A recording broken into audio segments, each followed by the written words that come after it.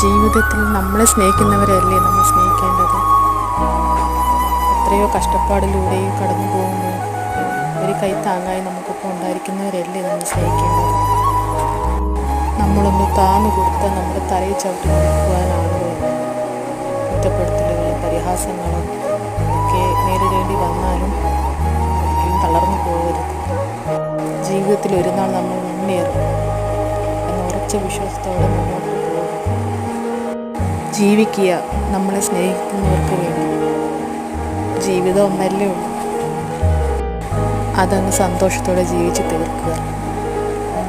എപ്പോഴും സന്തോഷമായിരിക്കുക എന്നല്ല പറയുന്നത്, പക്ഷേ സങ്കടപ്പെടുന്നതിലൂടെ എപ്പോഴെങ്കിലും നമുക്കൊരു സന്തോഷം ഉണ്ടാവാതിരിക്കില്ലല്ലോ.